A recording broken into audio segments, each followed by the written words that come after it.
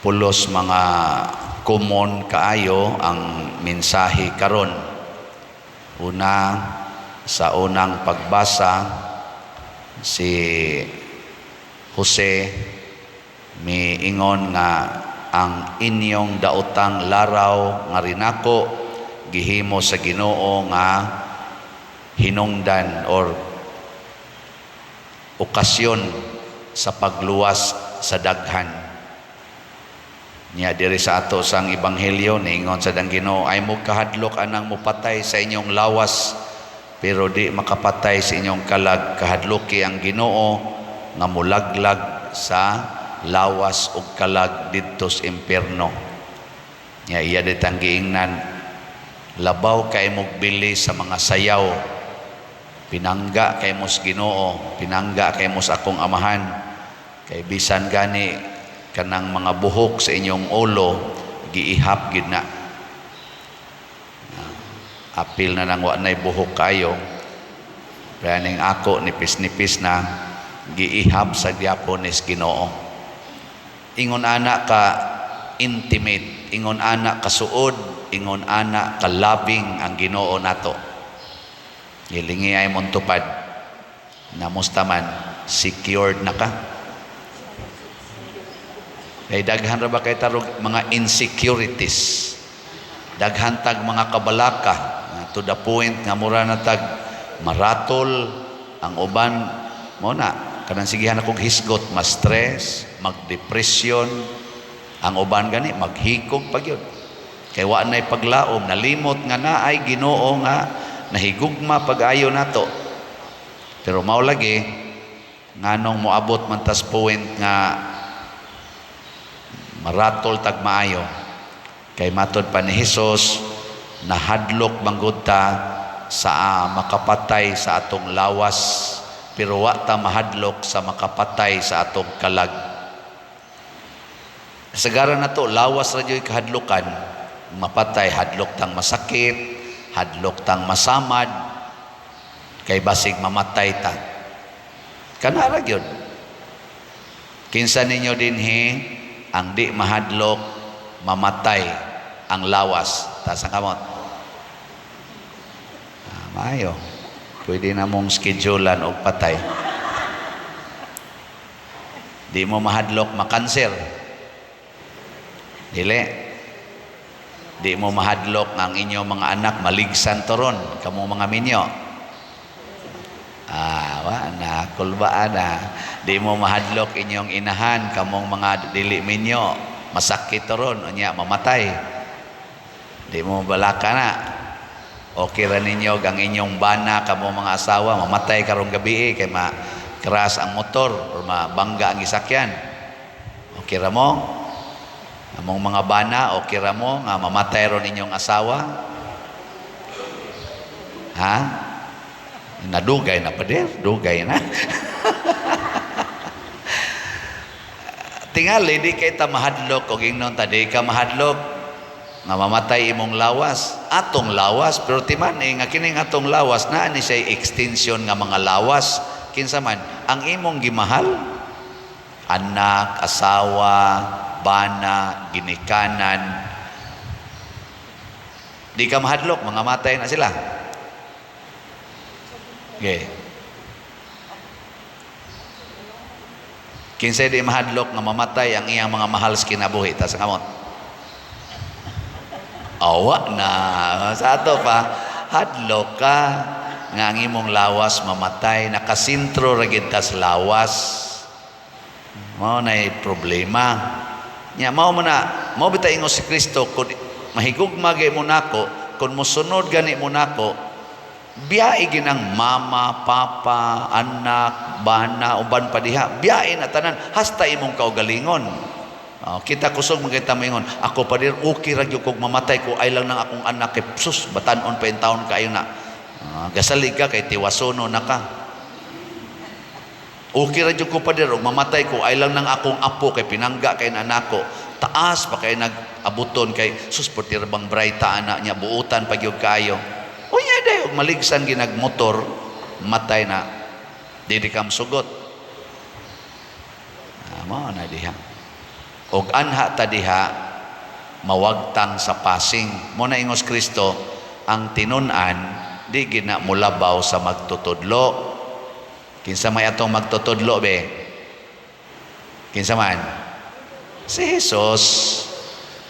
Unsa man, nabalaka ba siya siyang lawas? Wa, iya maganing gihalad aron bitayon sa cross. Nya ang mahal nga birhen mo atong second teacher, next in rank to Jesus. Ang mahal nga birhen mibabag ba sa dihang gipatay ang iyang anak? Wa sad. Kay di na mo importante sa mahal nga birhen ang lawas. Ang importante sa mahal nga birhen ang atong kalag. Kanang iyang pagpakita diha sa Guadalupe, sa Lourdes, ay pananguban, Fatima, nga mo'y aturong hugupan, siging pahid anang atong mga kamot, kay gusto kitang maayo, basig nalimutan nga dili ang kaayuhan sa lawas mo'y gustos mahal nga birhen. Nya adtor ba ta magpunsisok anang makaayos lawas? Mahimo na lang hinuon tang mga fanatics nga ang imahin sa Birhen nga milagroso, imahin sa Santo Niño nga milagroso, imahin ni Jesus nga milagroso, hala hikap yung maayo nya kadtong imahin nga way milagro, agian lang na nato, wa nay bili. Nakabuang nato kay ang lawas ra gyud, ang lawas ra gyud. Sige, lingi ay mong tupad, nasugod karon magpakamatay na tahan. Ang kanang wa mulingi, ang mga yawanon mo. Mao nay tentasyon sa yawa. Ang lawas maoy panalipdan, ang lawas maoy higugmaon, ang lawas maoy atimanon. Mao nay tentasyon sa yawa. Nganong daghan man kayrong premarital sex sa mga batan-on. Ngano man tungod kay ang lawas na ilang sentro.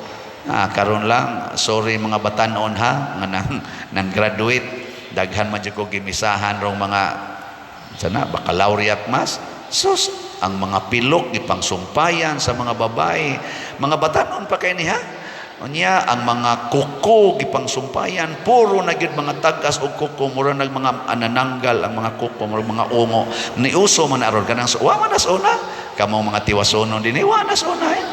Kanang sumpay-sumpay ng kuko nya lain-laing kolor, luanas una hingukan pamagay nato karon sumpayan na.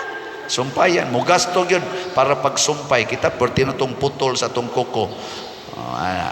Nya kanang mga pilok nganong sumpayan kanang mga pilok. Nay ubang pilok maayong pagkasumpay na say uban nangatangtang sang agi. Nga kung anong natangtang man to sa baratuhon man guto pader.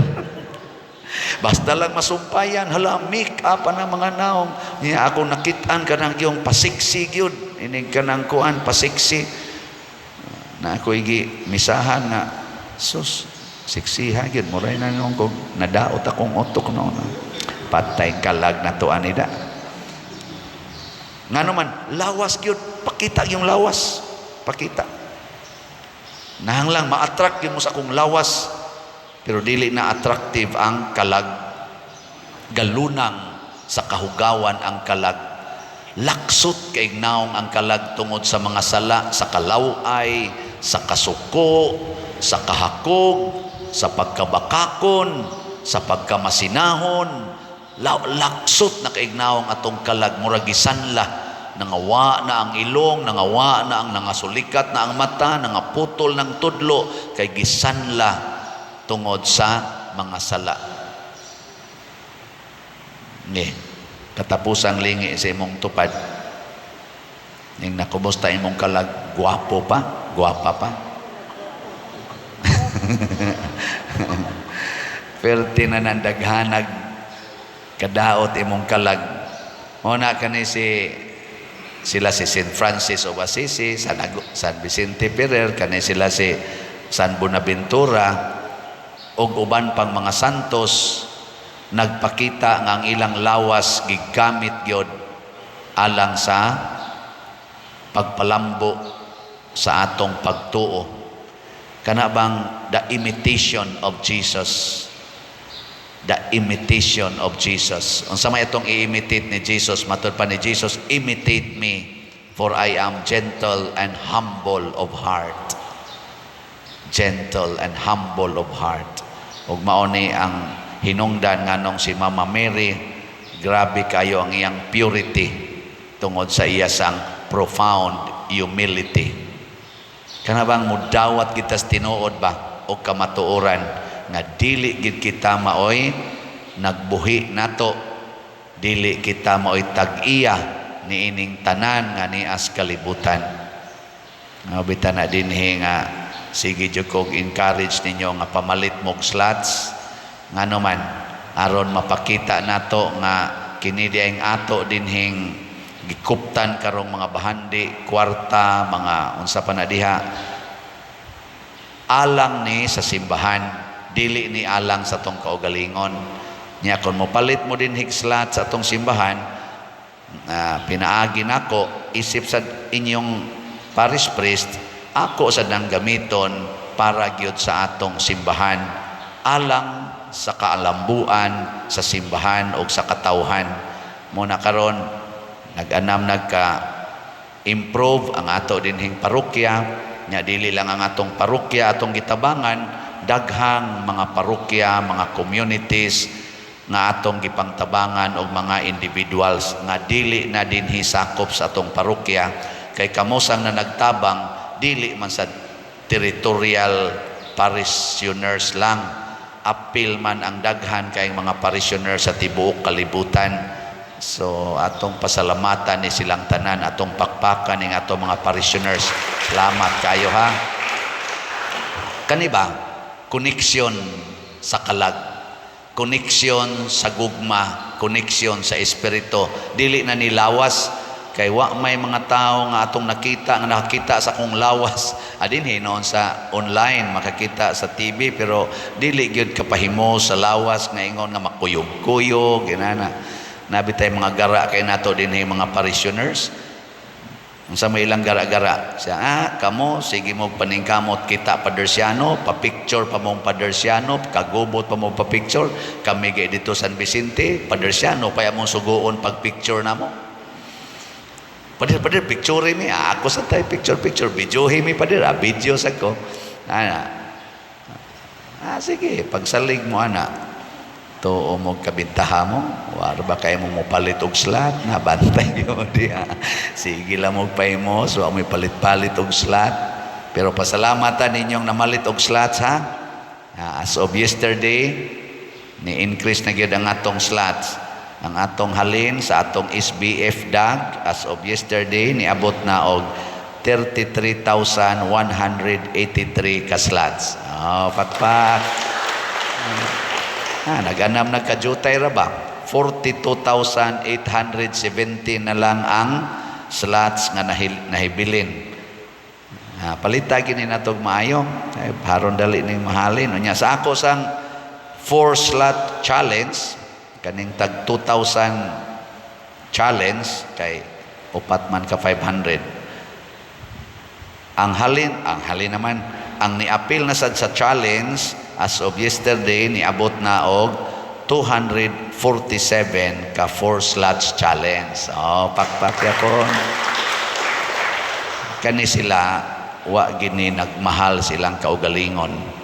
Nay nag-message nako, ako naman tingin nasulti ninyo no nga kuan siya stroke, wa siya kalakaw, di siya kalakaw nya.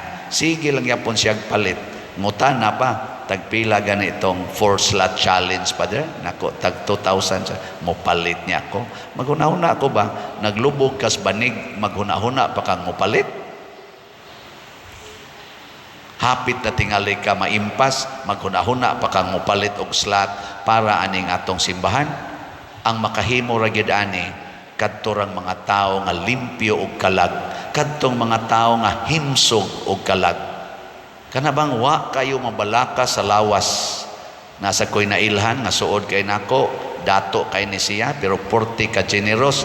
Sa dihang few days or few weeks more to go na lang siya tungod sa kaning pancreatic cancer. Gitagalan na lang siya few weeks to go.